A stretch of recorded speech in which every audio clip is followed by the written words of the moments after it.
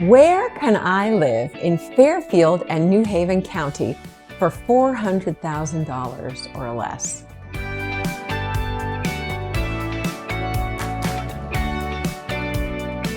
I'm Beth Grasso, and I've been a realtor for over 26 years. That sounds scary. I think smart scary to me. It means I've seen a lot of changes in the real estate landscape, and I'm here to ask you to put it to good use. Ask me a question about price ranges or even potential opportunities for you if you're considering a move to New Haven or Fairfield County, Connecticut. The answers that you get will be customized for you, as I'll care specifically about your price range, your comfort level, and also your commute to work, or even if you need to work.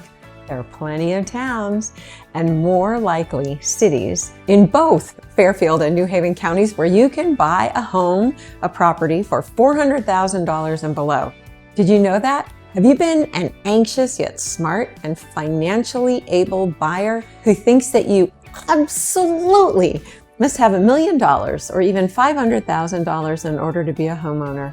Well, June is homeownership month, and I'm going to share with you just where co-ops, condominiums, and single-family homes have sold in both Fairfield and New Haven counties in Connecticut. Let's dig into the data though. So what I'm sharing today is the sold housing data from the MLS, which is where, as an agent, our listings are uploaded and then they're shared out to everywhere you might look for them. Places that the MLS shares listings to are, for example, Zillow, Realtor.com, Trulia, Homes.com, and other brokerage sites. These sites are aggregators, which means they aggregate the information from all of the MLS listings, and they're typically a technology company. And then what they do is they repackage it and they share it to you. You get comfortable looking at their site. You become familiar with where all of their widgets are located and how they send you messages. So you look there for your information.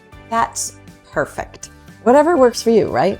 That's what we all want. We all like our control and our preferences so we can learn comfortably. Let's look first at New Haven County and all of the towns and the cities where homes have sold for $400,000 or less. And I have it broken down for you by property type. So let me explain that to you. A co-op is what I looked at first. A co-op, easy explanation, is that you own a part of a cooperative or corporation. Very often, co-ops, as they're called for short, they have a rule very often that you must live in the co-op or the property. This works for a lot of buyers, but it doesn't work for someone who might plan on it being their first home and then they'd like to keep it and rent it out. The rules of the corporation often do not allow the units to be rented. They must be owner occupied. So in my experience, this is the main challenge to co-op sales and co-op living. So next is condominiums. Condos, as they're called,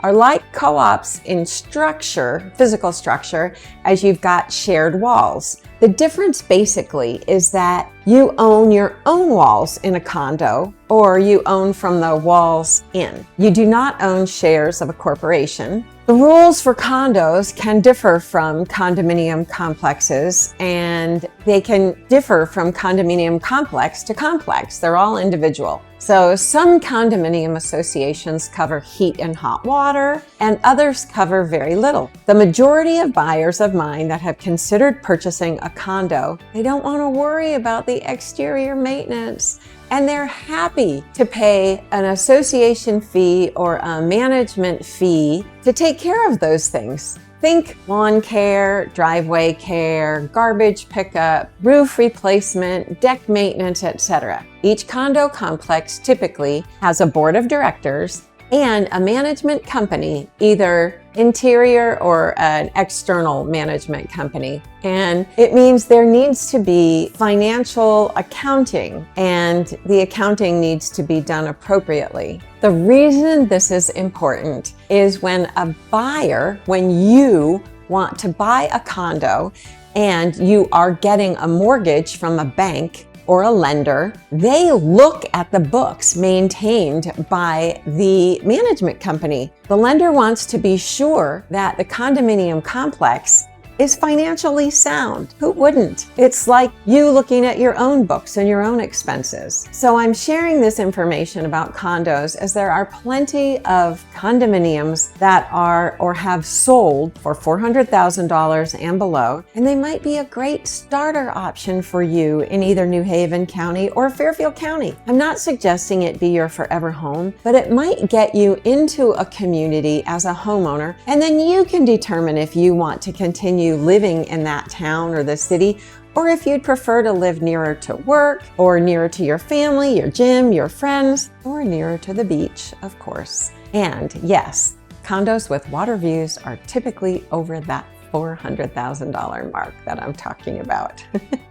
Then we go to single family homes. This type of home ownership is probably the most traditional and what many buyers think of first. It is where you own your entire house, your driveway, your yard, and everything involved, the whole kit and caboodle. It's all part of your single family ownership. So we make sure that you understand everything that you are buying as you make your decision to go forward. So now that we've discussed co-ops, condos, and single-family homes, take a look at the data.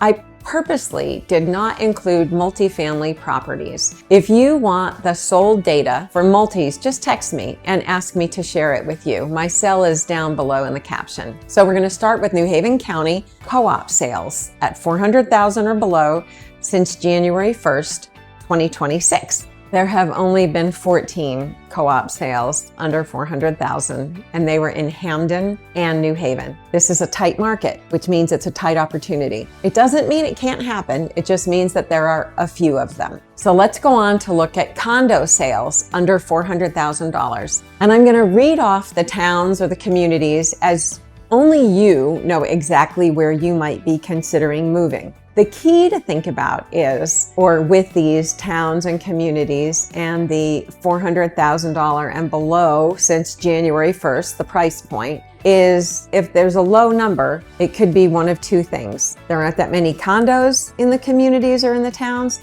or they're at a higher price point and it might just not be the town for you. Ansonia, 4. Beacon Falls, 5. Branford, 76. They have a lot of condos in Branford. Cheshire, 20. Derby, only 13. East Haven, 26. Guilford, 10.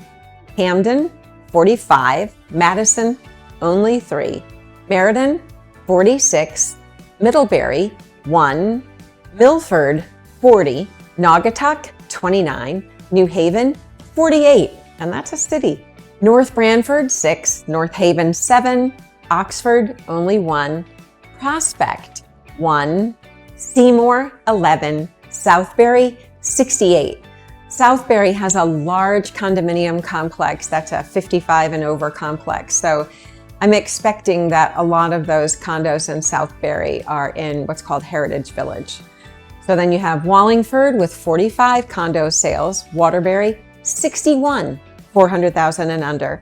West Haven, 23, Walcott, 10, and that's it for New Haven County. So then let's go to New Haven County, single family sold properties at $400,000 and below since January 1st, 2026, and the communities that they're in. I'm going to do the same thing and just give you the town and the numbers. So this is really good news. So when you see the numbers, remember that these properties, they might need work, updates, and you might need to invest not only money, but sweat equity.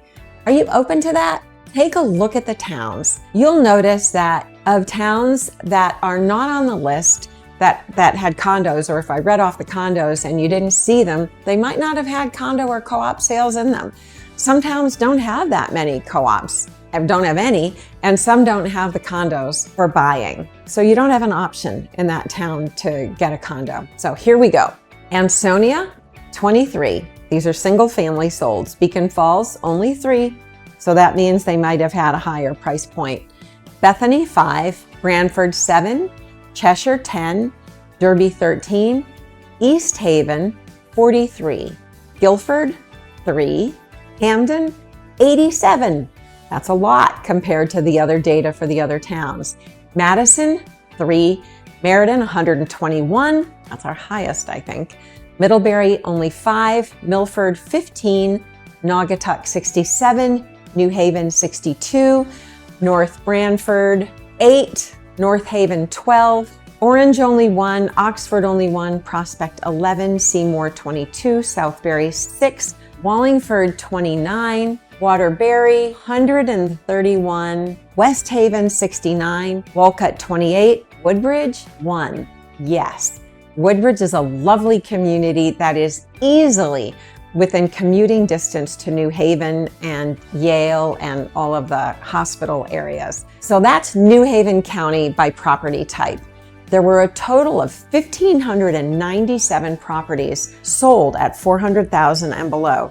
Let's look at the Fairfield County data. It's a little different and most probably due to the close proximity to New York City. There's been a total of 590 co-op, condo, and single-family home sales at the $400,000 and below number in Fairfield County.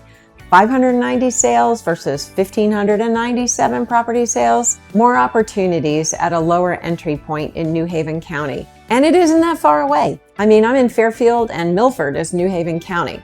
It's not that far. You could live in Milford easily and work in Fairfield, in Bridgeport, in Westport, in Norwalk. Let's learn this information together. Since January 1st, let's do co-ops. Bridgeport, 15. Stanford, they have co-ops, 10. And Stratford had 4.